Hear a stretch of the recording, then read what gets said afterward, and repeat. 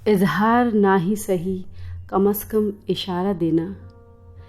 तुम शेर समझना नहीं, बस मुस्कुरा देना। नमस्कार, फूल कुमारी चैनल में आप सभी का स्वागत है और मेरा नाम है जया। कहानियाँ बुनना मेरा शौक़ है और कहानी सुनाना मेरे चैनल का मकसद। और जब शौक़ और मकसद मिल जाएं तो एक अलग ही सच्चे आनंद की अनुभूति होती है। वैसे कहानियाँ बुनना तो स्कूल में हमारी हिंदी की टीचर सिखाया करती थीं, जब वो बड़ी ही तन्मयता से आनंद लेते हुए कविता पाठ किया करती थी।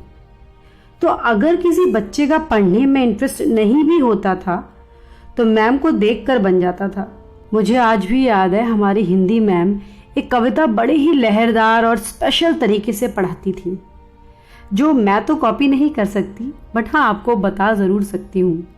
उस कविता का शीर्षक था सतपुड़ा के घने जंगल और उस कविता के लेखक थे भवानी प्रसाद मिश्र। और वो कविता थी पेड़ पौधे जंगलों के बारे में, उनके बिहेवियर के बारे में, उनके नेचर के बारे में।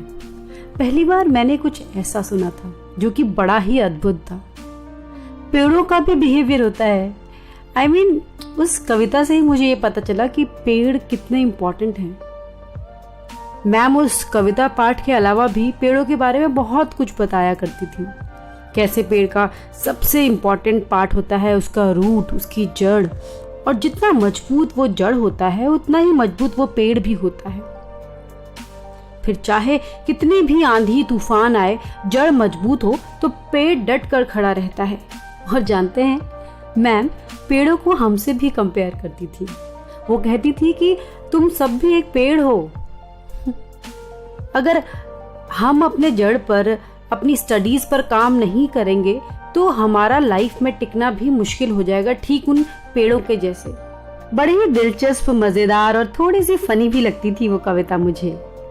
सोचती थी कि कविताएं, शायरी सिर्फ इश्क, मोहब्बत, जुनून, जोश पर ही लिखी जाती होंगी, पर जब अचानक सतपुड़ा के घने जंगल पढ़ी तो लगा प्रकृति से भी ऐसा नाता, ऐसा प्रेम या ऐसा दिलचस्प रिश्ता जुड़ सकता है। आप भी पढ़िए कुछ पंक्तियां।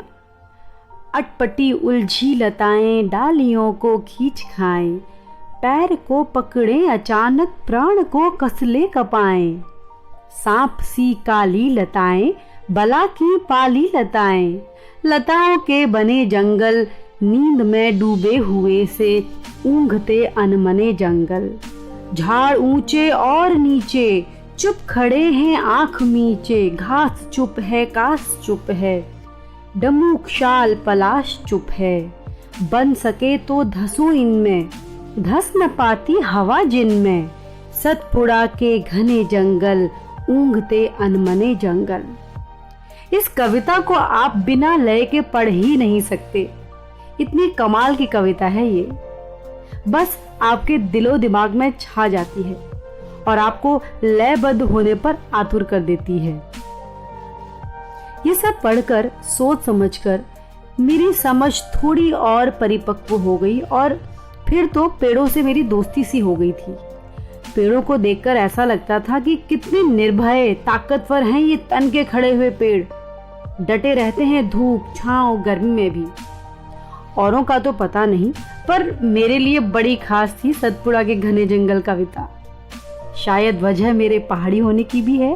दोस्तों, मैं बचपन से बहुत सारे शहरों में रह चुकी हूँ because of my father's army profession, और अब बहुत सालों से इस मुंबई शहर में हूँ। मुंबई ना मुझे अच्छी लगती है और ना ही बुरी, बस कहीं बीच में है। I mean, जैसे हमारे सपने होते हैं वैसे बहुत लंबे समय से मैं मुंबई में ही रह रही हूँ, पर दिल से ये पेड़ पौधे, जंगल, झरने, हरे सफ़ेद पहाड़, सीढ़ीदार खेत जाते ही नहीं। दरअसल मैं एक छोटी सी पहाड़ी या वैली कह लीजिए, पिथौरागढ़ की रहने वाली हूँ। नैनीताल से 4-5 घंटे ऊपर लगभग 100 किलोमीटर की ऊंचाई पर स्थित होगा पिथौरागढ़। और अपने गांव की मिट्टी की वो खुशबू भुलाए नहीं भूलती। आपने वो गाना सुना है हैरी मेट सेजिल का, सफर का था मैं सफर का ही रहा, जब से गांव से मैं शहर हुआ, इतना कड़वा हुआ कि जहर हुआ। ये गाना मेरे मन की व्यथा को बयां करता है। गांव में रहने का एक अलग ही एहसास होता है, खुलापन, शांत, सुकून भरा। और शहरों में तो बड़ी ही फिक्स्ड एंड पैक्ड जिंदगी जीते हैं लोग। ऑफिस गए, फिर 2 घंटे ट्रैफिक में फंसे, थका के घर आए और सो गए। कभी कभार दोस्तों से मिल लिया। जिंदगी बस ऑफिस से घर और ट्रैफिक की बुराई बनकर रह गई है। इसे शहर के लोग प्रैक्टिकल होना कहते हैं।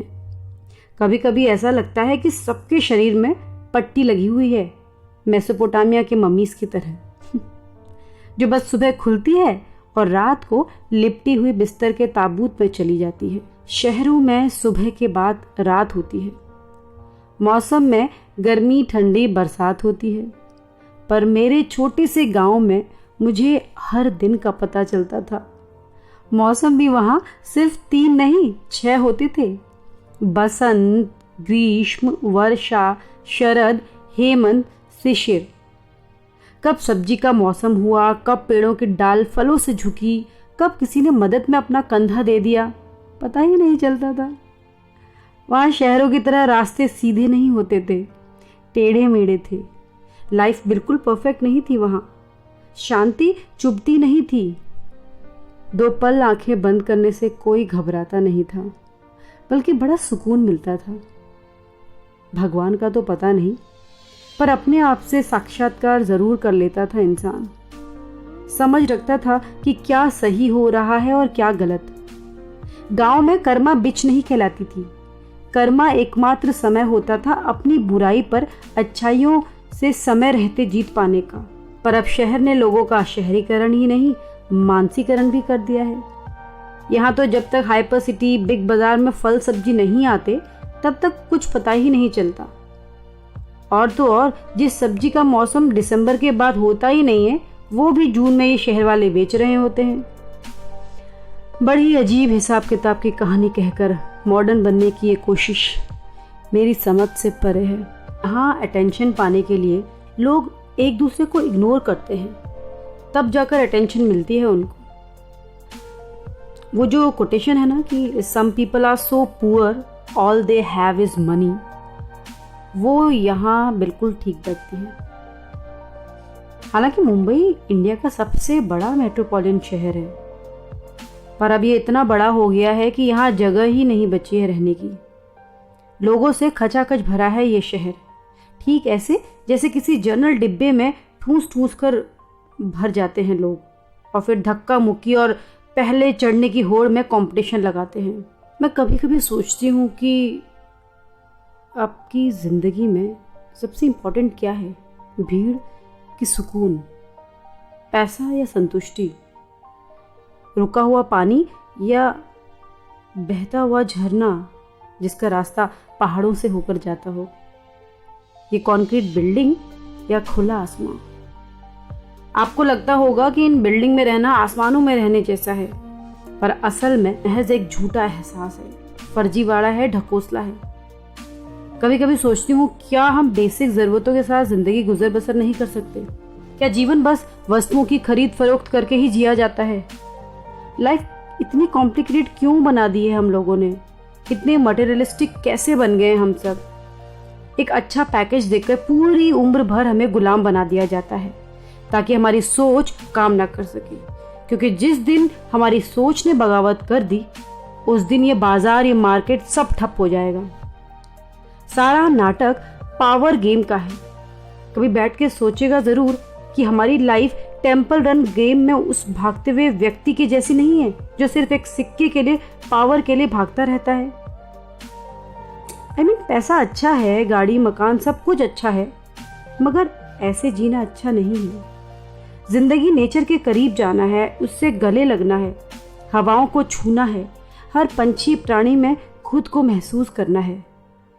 जिंदगी प्यार है, जिंदगी कविता है जो सिर्फ कवि के पास नहीं है, सबके अंदर है। जिंदगी कला है, साज है, संगीत है। जिंदगी ठंडा मतलब कोको कोला नहीं है।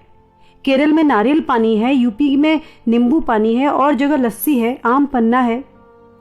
अपने आंखों से 3D चश्मा हटाइए और रियलिटी क्या है इसका मंथन जरूर करिएगा। अपने आप को सारी चीजों से, तमगों से हटाकर देखिएगा। खुद का दृष्टिकोण बनाइए। ट्रेलर पर काम नहीं, अपनी पिक्चर खुद बनाइए। नमस्कार।